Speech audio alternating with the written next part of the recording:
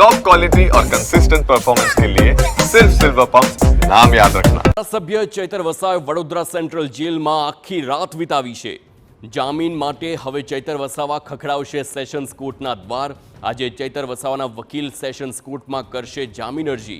જામીન રિમાન્ડ નામંજૂર કરી કોર્ટે જ્યુડિશિયલ કસ્ટડીમાં મોકલ્યા હતા। તાલુકા સંકલનની બેઠકમાં મહિલા પ્રમુખને અપશબ્દ બોલ્યાનો આરોપ છે।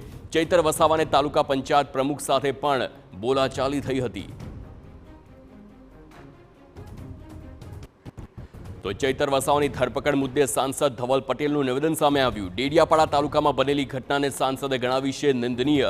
મહિલા પ્રમુખ સાથે પણ અભદ્ર વર્તન કર્યું હતું તેમ ધવલ પટેલે જણાવ્યું છે। આદિવાસી સમાજની મહિલાનું અપમાન ચૈતર વસાવાએ કર્યું છે। ચૈતર વસાવા ભોળા આદિવાસીઓને ભ્રમિત કરવાનું કામ કરી રહ્યા છે તેવા પણ આક્ષેપ કર્યા। આદિવાસી સમાજને તોડવાનું કામ કરે છે તે નહીં ચલાવી લેવાય। આદિવાસી સમાજ જડબાતોડ જવાબ આપશે, ધવલ પટેલે જણાવ્યું।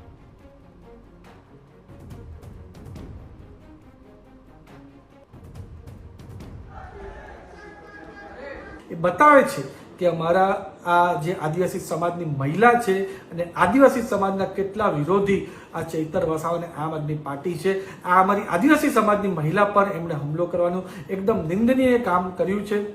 એનો પૂરા આદિવાસી સમાજમાં એકદમ રોષ છે, પણ અમારે આદિવાસી સમાજને ગેરમાર્ગે દોરવાનું કામ ચૈતર વસાવા અને આમ આદમી પાર્ટી કરે છે। જે લોકોને માર્યા એ અમારા આદિવાસી સમાજના લોકો છે। દુબઈથી ઓપરેટ થતા